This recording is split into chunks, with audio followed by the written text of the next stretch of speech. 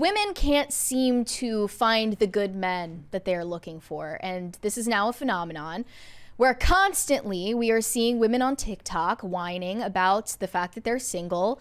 They can't make it work in the modern dating world. And usually they blame the men. And this girl in particular went viral because she made a video saying, it seems like we have a shortage of eligible males out here for marriage. And let's just hear her out first before we make any pronouncements. Watching, right? Okay, here we go. Yep. I'm not sure why nobody wants to speak up about this, but I guess I'll be the one to do it. There is a serious shortage of attractive, eligible, mentally stable, emotionally available men. We need to get a search party together, figure out what has happened, where have they gone.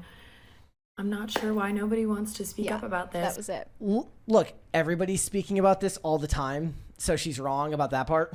Yeah, I've definitely seen like a million videos by the way, like this. she looks exactly like a Sutton. So like a what? It says the channel name is Sutton. Oh, she looks exactly like a woman. That's her name. Yeah, okay. She looks exactly like a woman named Sutton. Yeah. So, what's your first reaction? Look, emotionally available is never a good argument here because no guy is going to agree with you that that's what you want. The way she worded it was definitely a red flag. Yes. Like, I don't even understand what emotionally available means. Mentally stable, the fact that you have emphasized that suggests that you are already attracted to mentally unstable people and you've been burned in the past because you're attracting crazies into your life. So that's a red flag too. I tend to believe that when people make videos like this, you're a victim of your own echo chamber in life experience, meaning like just because this is true for you doesn't mean that it's true for everyone else, right? Now, there's an argument to be made that she's right because some of the most popular content on the internet now is anything that pits the sexes against each other. Definitely, but okay, would you agree with me that the absolute state of men and women has kind of never been worse? Yes, I mean men and women to get like in general, everybody. Okay, look, like the average male and the average female, just like have never been worse in history. Look, I like personality wise. Probably. Look, I'm not going to pick one side over the other because I think whenever these things come up, everyone's eager to blame the other side as the one responsible for it.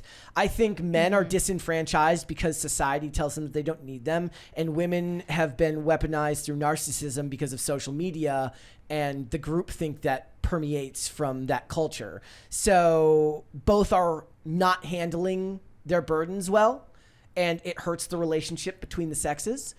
But like, I think a lot of it is that all of this behavior is heavily influenced by social media, and everyone on there wants to make sure that the other side is held responsible for all of the problems that are going on today. Right, which is never going to happen. And it's not the truth. It's at the end of the day, there's that phrase again, everyone is responsible for making the world a better place in their own corner of existence. And to blame all of it on the opposite gender is a bit, I don't know, lazy. It's pointless, and it also is shooting yourself in the foot because, I mean, people rarely talk about this, but in dating, you really only need to find one singular person. We're not talking about all females on the globe or all males on the globe. You're looking for one. There's a $20 one here from Sean Nemo, says she probably can't find emotionally stable men because she only dates liberals.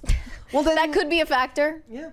Definitely. But I think that this means, you know, if you're emphasizing that, you have been with plenty of mentally unstable people, and there's something about you that attracts that energy. Let me do the if I was to assume what her argument, what the men's arguments would be against her would be that her standards are too high for what she considers attractive.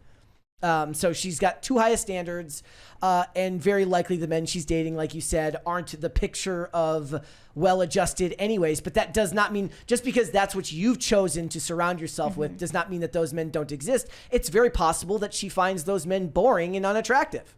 Definitely. I mean, you probably shouldn't be with someone that you're not physically attracted to because they wouldn't want to be your last choice. Like that sucks. So this is a prison of her own making. Definitely. Yeah.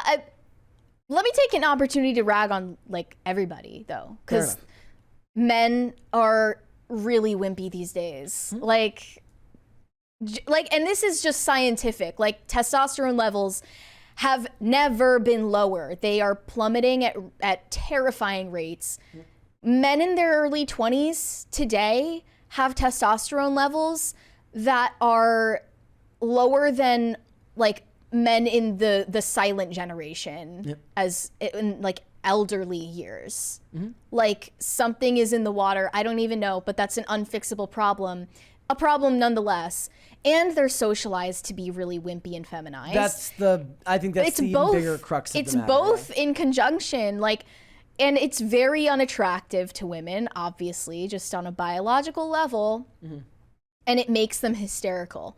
So now women are also worse than they've ever been, because they're like actually in a state of mass hysteria.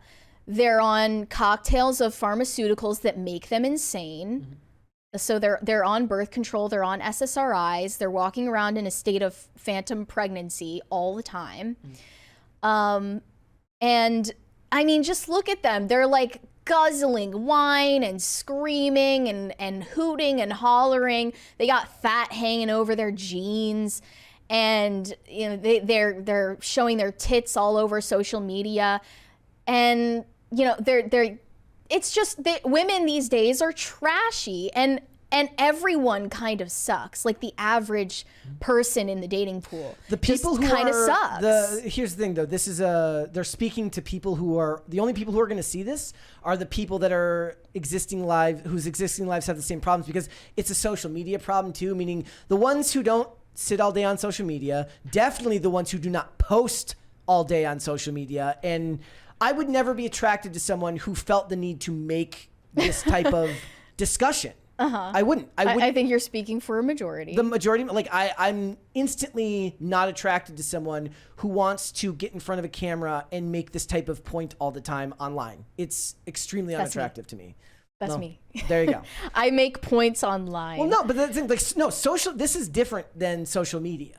Like, even that, like, yeah, it is my job. Yes, like that's not the same thing as doing this on social media just for the sake of, you know, complaining. For the sake of getting validation, really, to have other people repeat back your own opinions at you. And where it really rings hollow is the fact that in these women's actions, it tends to be that they're rewarding men for treating them like prostitutes, basically. Let's watch the clip that you're talking about, of Okay. course, because this is what we're referring to. I just got home to 2 different floral arrangements from 2 different guys.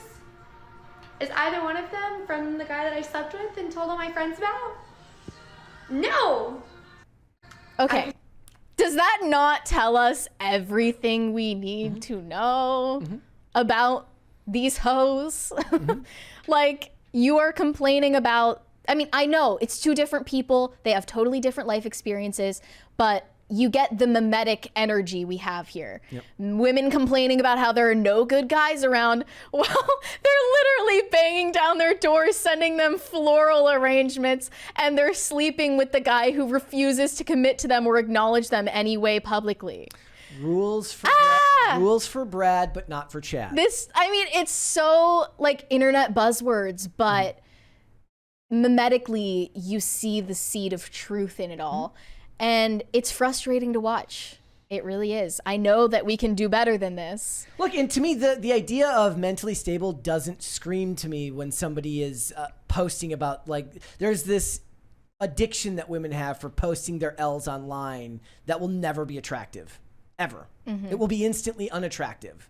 Yeah. That's another way in which, like, talking about this differs from talking about it from a third-party perspective, and analyzing what it means is a lot different than somebody who's going to open up about these horrendously embarrassing stories about their private life that are very, very personal. Yeah. But there's a difference between being overly vulnerable online and posting your L's thinking that it gives you bragging rights, like acting like it's everybody else's fault that you're failing at life.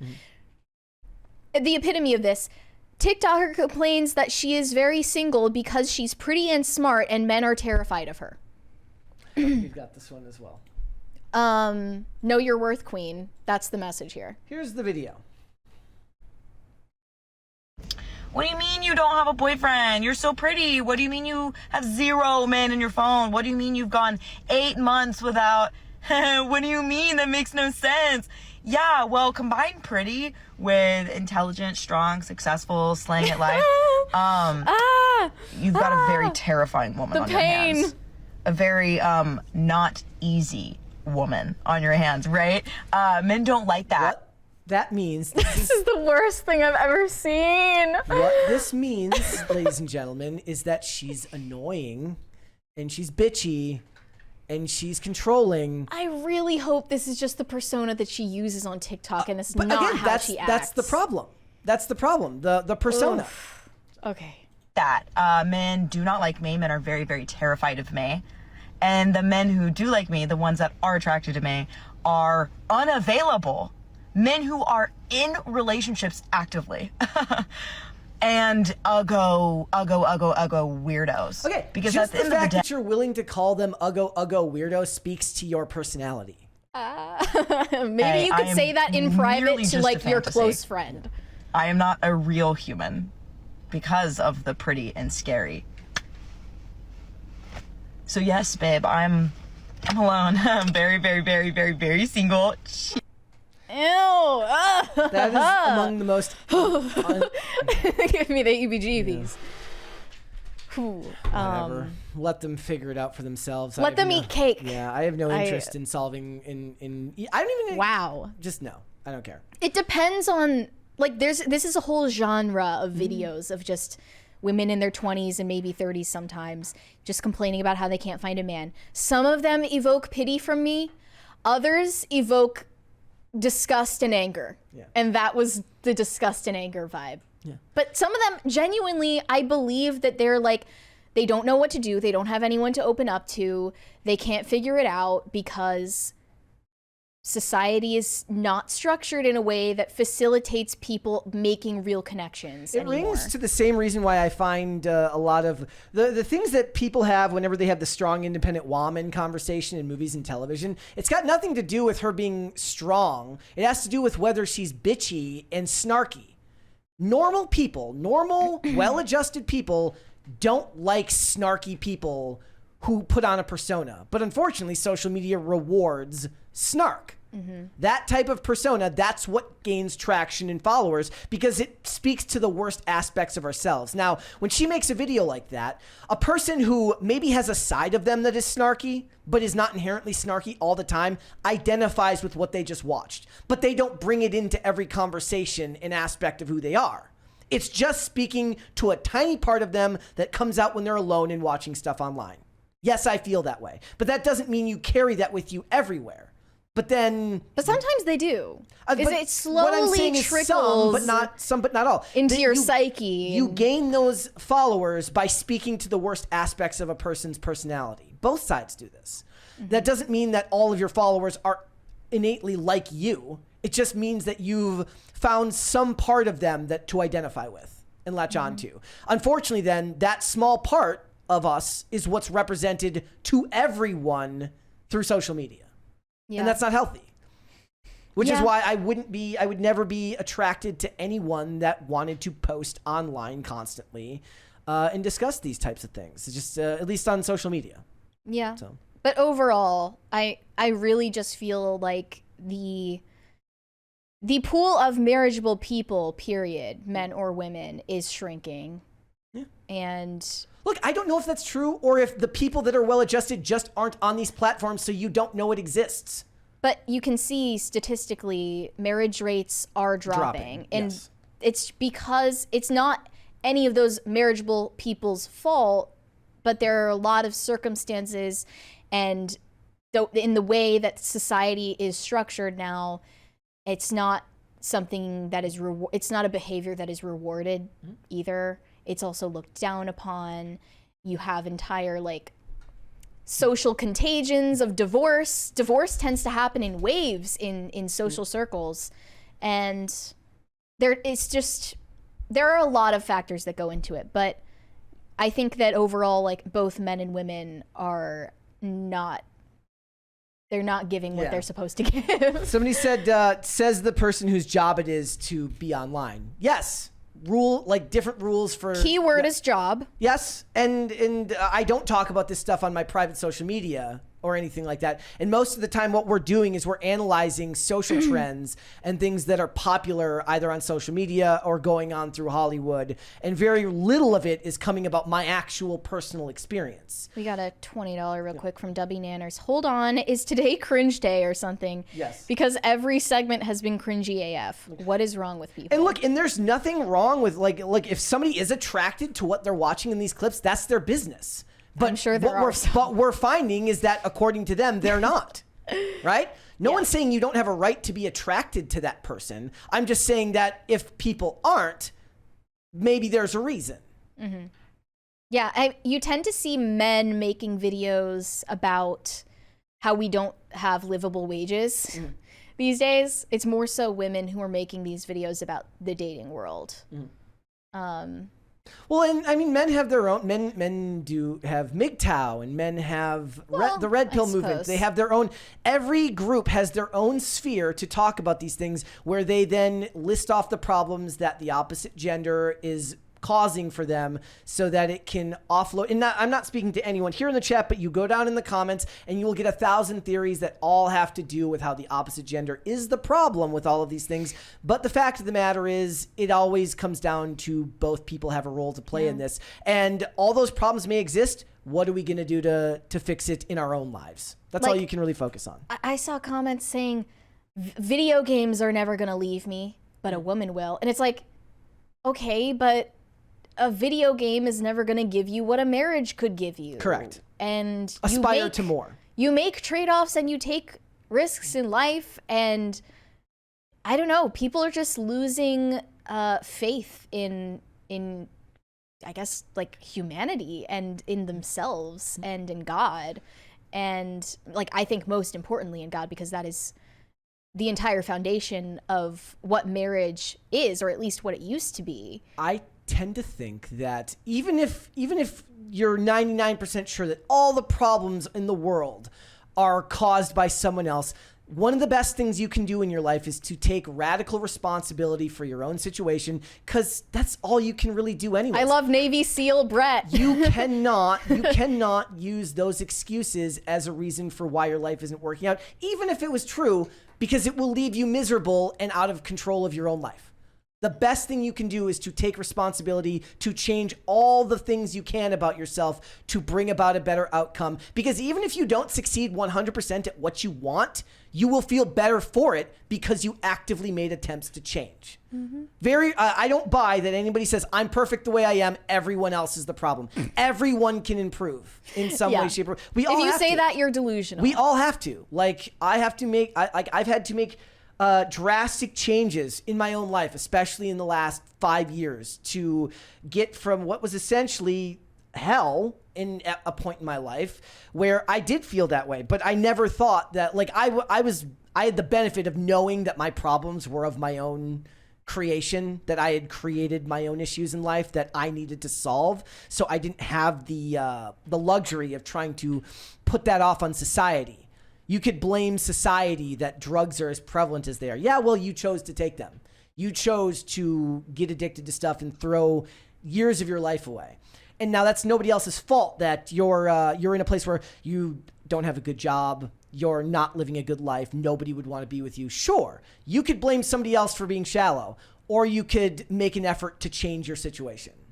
Thanks for watching. Listen to full episodes of Pop Culture Crisis on Spotify. Keep up with us on social media and make sure you subscribe and ring that bell so you never miss the show. Bye, guys.